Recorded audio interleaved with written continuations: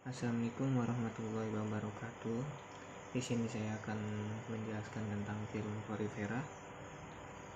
Nah, untuk pengertiannya yaitu untuk definisi Porifera yaitu nama Porifera sendiri itu berasal dari bahasa Latin yang berarti porus yang berarti lubang dan vere yang berarti membawa atau mempunyai. Jadi bisa disimpulkan Porifera itu yaitu film yang mempunyai banyak fori-fori yang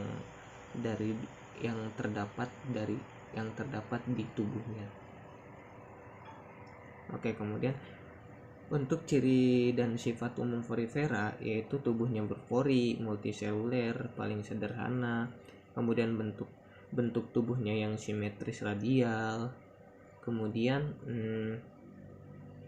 tidak dilengkapi dengan bagian yang dapat bergerak, terus tubuhnya berwarna-warni seperti kelabu, kuning, merah, putih, biru, dan hitam. Nah, tipe nutrisinya saprozoik gitu. Terus kemudian merupakan hewan diphloblastik. Kemudian umumnya hidup di laut kecuali famili Sphingidae, hidup di air tawar. Nah, banyak membentuk suatu sistem saluran.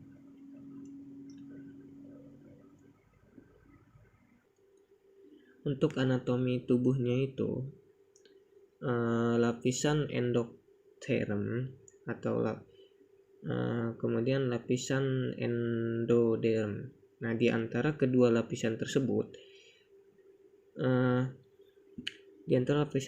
terdapat satu lapisan non-seluler berupa bahan kental yang disebut dengan lapisan mesoglea. Nah,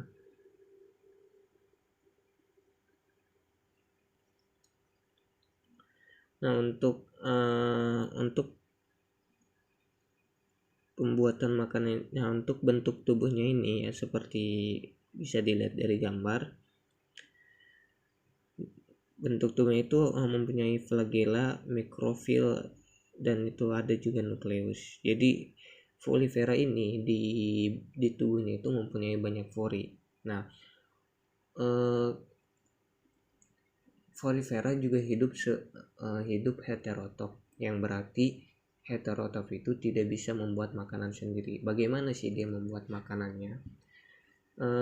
Film Porifera membuat makanan dengan menyerap bahan-bahan organik yang berada di lingkungannya, berserta dengan ketika masuk bahan-bahan organik itu berserta dengan air laut gitu. Nah, bahan-bahan organiknya tadi itu diserap melalui fori-fori atau masuk melalui fori-forinya, kemudian diproses menjadi makanan. Oke. Nah, untuk sistem pernapasannya, alat pernapasannya itu terdiri dari sel-sel venokosit atau bagian luar dan koanosit bagian dalam. Nah, oksigen yang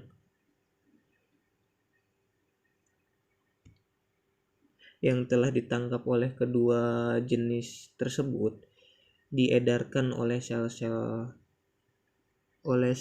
amoebosit. Nah, cara perkembangbiakan Porifera yang pertama itu seksual dan aseksual.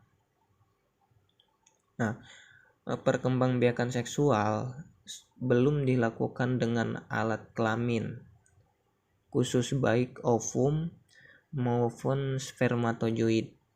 Perkembangan dari sel amoebosit khususnya yang disebut dengan arkeosit. Nah, untuk perkembangan ini yang pertama dia ovum, terus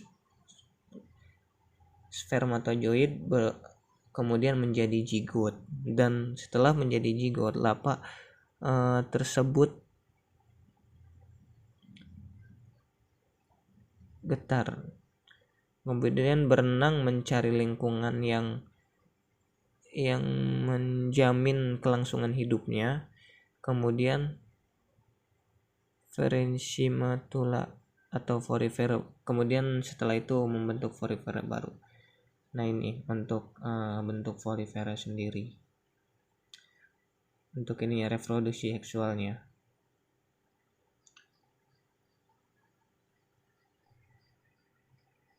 Jadi untuk Forifera ini yaitu membentuk tunas, reproduksi membentuk tunas, pembentukan tunas atau kuncup ke arah luar, kemudian memisahkan diri dari induknya dan hidupnya sebagai, kemudian tunasnya itu hidup sebagai individu baru.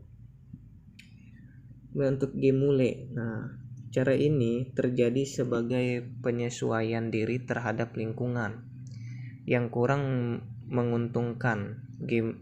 Gemul dibentuk dari sel arkeosit dikelilingi oleh dinding tebal dari kitin dan diperkuat oleh spikula. Sentra dilengkapi oleh sel makanan. Cara reproduksi demikian umumnya ditemukan pada Forifera yang hidupnya di air tawar. Nah, kemudian untuk tipe saluran air pada Forifera bisa dilihat di gambar, yaitu ada di sini untuk bagian ujung itu osculum, dan kemudian untuk bagian itu ada sel fori, spongea untuk di saluran air pada Forifera. Tipenya ada askon, ada sikon dan ragon. Untuk tipe saluran askon, yaitu tipe saluran air yang lubangnya ostiumnya dihubungkan dengan saluran lurus langsung ke spongosol lalu keluar melalui osculum. Kemudian untuk tipe saluran sikon, yaitu tipe saluran air yang lubangnya ostiumnya dihubungkan dengan saluran yang bercabang ke rongga yang berhubungan langsung dengan spongocoel. Nah, untuk tipe saluran leucon, tipe salurannya yang lubang ostiumnya dihubungkan dengan saluran yang bercabang ke rongga yang sudah tidak berhubungan langsung dengan spongocoel. Nah, untuk macam-macam spikula. Nah, spikula apa sih itu spikula? Spikula merupakan penyokong tubuh Forifera. Nah, spikula ini macam-macam bentuknya. Pada setiap jenis Forifera, bahan pembentukan spikula itu ada yang dari kalsium, serabut, sponging, dan kalsium karbonat. Adapun tipe-tipe spikula itu tersebut adalah manuakon, triakon bentuk T dan tiradiate, hetakon, hekakon, dan terakon. Nah, ini untuk bentuk-bentuk spikulanya. Nah, kemudian untuk klasifikasi Forifera, ada Calcarea atau spekula dari zat kapur dan hidupnya di laut dangkal. Bentuk tubuhnya sederhana serta koanositnya besar. Kemudian Hecatunellida. Nah, spikula dari zat untuk spikula dari zat kresik dan hidup di laut dalam. Kemudian untuk Demos spongiae tidak memiliki rangka, kalau ada pun terdiri dari spongin, zat kresik atau keduanya umumnya hidup di laut. Beberapa spesies hidup di air tawar. Nah, ini untuk Calcarea, yaitu Askonosa tipe askon yang kemudian berubah menjadi tipe leukon. Kemudian 2 Siconosa atau tipe sikon tetapi kemudian berubah menjadi tipe leukon. Kemudian untuk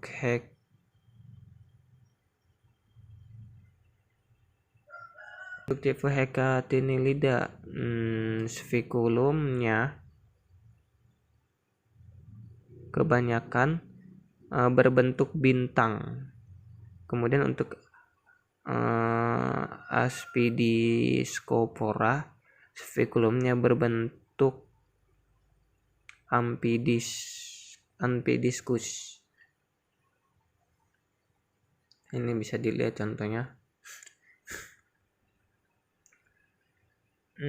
Kemudian Euclatella aspergillum.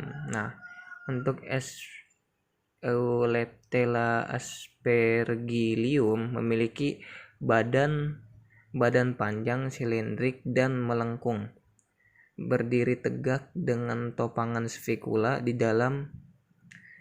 Ia tertambat pada lumpur dasar laut dengan menggumpal benang-benang silikon di ujung belakang. Dinding belakangnya seperti pada semua Hecastinellida yang berisi ruang-ruang flagela berbentuk sarung jari atau timbel. Rongga kloa yang besar sering menjadi tempat tinggal sepasang jenis hewan vertebrata dari kelas Crustacea spongicola. Nah, habitatnya yaitu hewan ini hidup soliter di laut pada kedalaman 200 sampai 1000 meter. Nah, Eucalyptella aspergillum banyak ditemukan di dekat Pulau Filipina. Nah, untuk kingdomnya itu Animalia, filumnya Porifera, kelas Hecastennellida, ordo Lysacinosida, family Euphlexteridae, genus Euphlextella, spesies Euclatella aspergillum. Nah, kemudian untuk kelas Demospongiae umumnya hidup di laut. Beberapa spesies hidup di air tawar. Pada umumnya tidak mempunyai rangka, dan kalau ada rangka tersebut dari kersik, spongin, atau campuran keduanya. Nah, untuk klasifikasinya sendiri yaitu Caronosa, rangka tumbuhnya tersusun atas bahan organik yang berbentuk bubur atau klodial. Kadang-kadang ditemukan spikula kecil. Kemudian Geodia atau Choristida, rangka tersusun atas spikula-spikula yang berjajar 4, mencuat dari suatu titik sentral. Evifolacida, bentuknya sprikal, spikula, monakson, serta mencuat menjari dari daerah sentral tubuh. Nah, Halicondrina, spikula berujung 2 atau berbentuk seperti bulu. Contohnya Helicondria. Atau Kratosa tidak berspikula, berangka spongin, contohnya spongin. Kemudian Hadromerina, spikula berbentuk seperti fines, atau contohnya itu Cliona. Flecilotlerina, atau rangka tubuh tersusun atas berbagai bentuk spikula dan kadang-kadang spongin. Contoh Microchiona. Nah, untuk peranan Porifera, hewan Porifera tidak ada yang merugikan bagi kehidupan kita, tapi ada yang dapat berguna untuk kehidupan kita, yaitu dari golongan Demospongiae, khususnya Euspongia officinalis. Bila dikeringkan, Euspongia officialis dapat digunakan sebagai spons untuk alat penggosok badan sewaktu mandi, atau dapat digunakan sebagai pembersih kaca. Ada juga yang memanfaatkannya untuk hiasan, yaitu dari folivera yang sudah mati. Nah, zat kimia yang dikeluarkan memiliki potensi sebagai obat penyakit kanker dan penyakit lainnya. Nah, untuk spekula tadi, yaitu dibagi menjadi 3 bentuk atau dibedakan menjadi 3 bentuk. Nah, yang pertama itu svikula dari bahan kafur, contoh calcarea. Untuk kemudian spekula dari bahan silikat. Kemudian yang ketiga spekula dengan bahan sponging. Nah, untuk contoh spekula dari bahan kapur itu calcarea. Kemudian untuk spekula dari bahan silikat contohnya hexactinellida. Kemudian untuk spekula dari bahan sponging contohnya demospongin.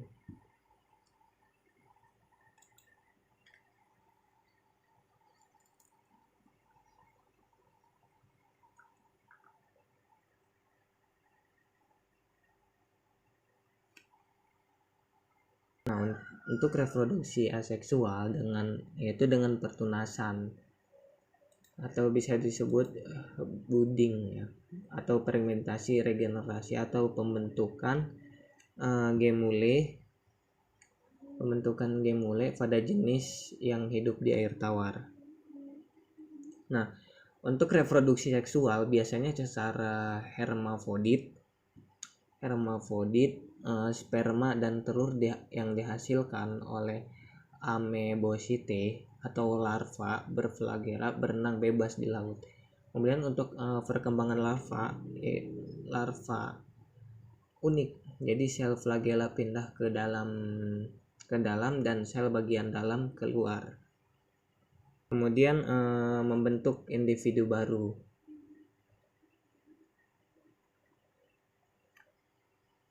Nah, untuk tipe saluran air itu mempunyai tipe 3 saluran. Jadi yang pertama askon, itu saluran air yang sederhana.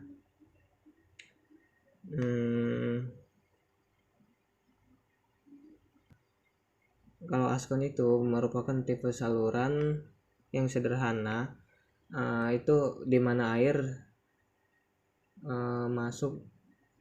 masuk lewat pori-pori dan keluar dari oskulum. Nah, untuk sikon yaitu memiliki saluran air radial.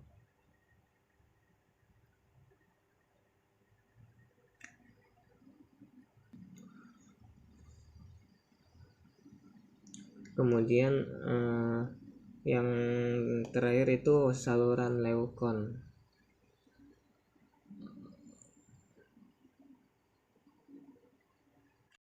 Oke, mungkin cukup sekian dari penjelasan tentang film Folivera.